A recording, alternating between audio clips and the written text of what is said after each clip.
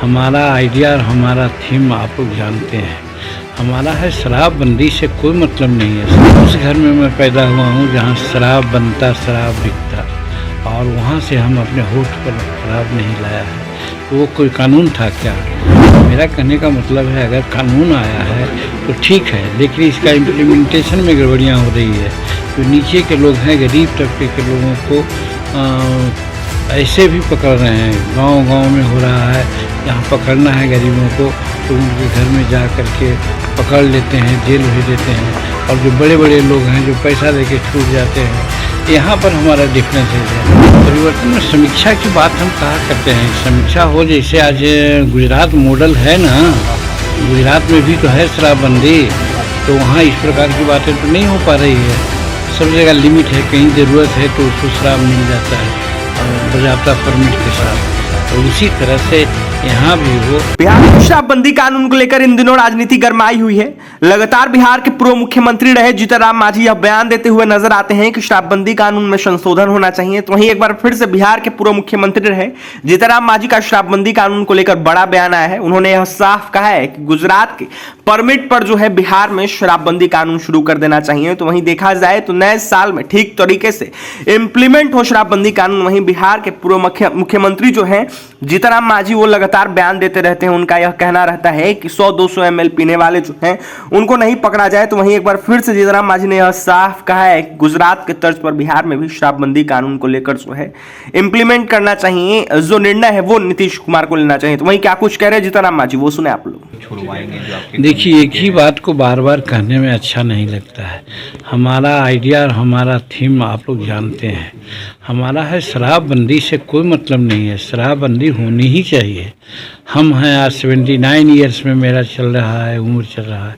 अभी तक उस घर में मैं पैदा हुआ हूँ जहाँ शराब बनता, शराब बिकता, और वहाँ से हम अपने होठ पर शराब नहीं लाया है। तो वो कोई कानून था क्या? तो मेरा कहने का मतलब है, अगर कानून आया है तो ठीक है, लेकिन इसका इम्प्लीमेंटेशन में गड़बड़ियाँ हो रही है।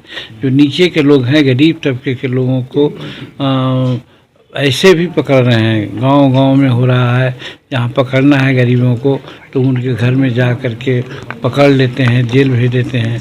और जो बड़े-बड़े लोग हैं जो पैसा देके छूट जाते हैं, यहाँ पर हमारा डिफरेंसेस है। इस पर माननीय मुख्यमंत्री जी का ध्यान आकर्षित करना चाहते हैं प्रायः कि साहब आप इसका इम्प्लीमेंटेशन ठीक से कराइए, और जहाँ भी गड़बड़ी पाया जाए उसको सख्त कार्रवाई करके उस पर ये करवाइए, ताकि वो आगे गलत काम न कर सके। 10,000 से ज़्यादा लोग नए साल में आप चाहते हैं कि परिवर्तन हो, इसमें कुछ परिवर्तन में समीक्षा की बात हम कहा करते हैं, समीक्षा हो। जैसे आज गुजरात मॉडल है ना, गुजरात में भी तो है शराबबंदी, तो वहाँ इस प्रकार की बातें तो नहीं हो पा रही है।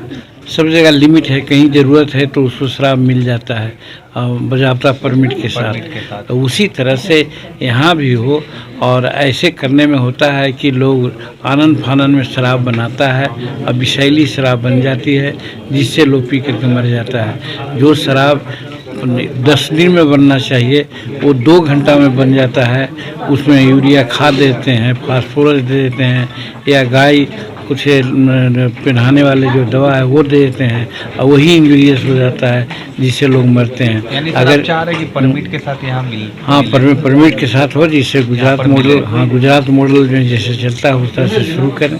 मानी जी, एक सवाल ये है कि 75 से 80% जो गरीब तबके के लोग हैं वो अभी जेल में बंद हैं, और अभी जो जहरीली शराब का कांड हुआ है उसमें भी गरीब तबके के लोग ही ज़्यादातर मरे हैं। तो इस पर क्या लगता है कि मुख्यमंत्री को कुछ नया शराबबंदी को लेकर कुछ नया? और इसी से जुड़ा एक और सवाल है मानी जी, आपने गया में कहा था कि ऐसे लोग जो बंद है इसको लेकर के उन्हें आप छुड़वाने में मदद करेंगे। और माननीय मुख्यमंत्री जी से भी अनुरोध कर रहे हैं कि जो इनोसेंट थे, इनको गलत फंसाया गया है, एग्जाम इन कर करके, या जिनको जेल में फंसे हुए हैं उनको जमानत लेने वाला कोई नहीं है, पैरवी करने वाला कोई नहीं है। वैसे लोगों को पैरवी कर करके छुड़वाना चाहिए जो गरीब तबके के लोग हैं, जिनका कोई शराब से बहुत मतलब नहीं है।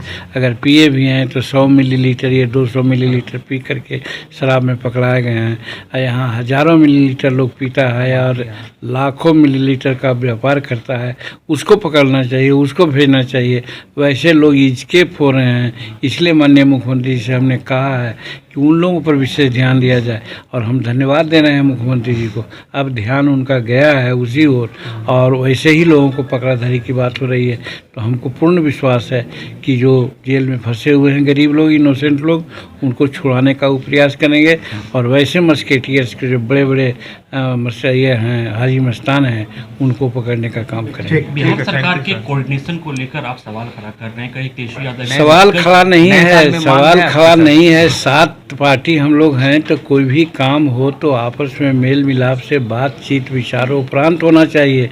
इसीलिए कोऑर्डिनेशन कमेटी बननी चाहिए, ये मैं मांग करता हूँ। और सर सवाल ये नहीं आखिरी है। चीज़ सर, गठबंधन में जो विस्तार है उसको लेकर भी क्या आप लोगों की डिमांड है कि नए साल में मंत्रिमंडल का विस्तार हो? अब ये माननीय मुख्यमंत्री का प्रोग्रेटिव है, वो क्या करेंगे उन पर है, इसके बारे में हम कुछ नहीं कहेंगे। केशव यादव के पास 7 विभाग है, तुम आप चाहते हैं कि विभाग का विभाजन हो जाए? और ये मुख्यमंत्री जी चाहेंगे, ठीक है मुख्यमंत्री सर। का ये प्रश्न है, वो अपना चाहेंगे। हम उनके काम में बाधा नहीं डालना चाहते हैं।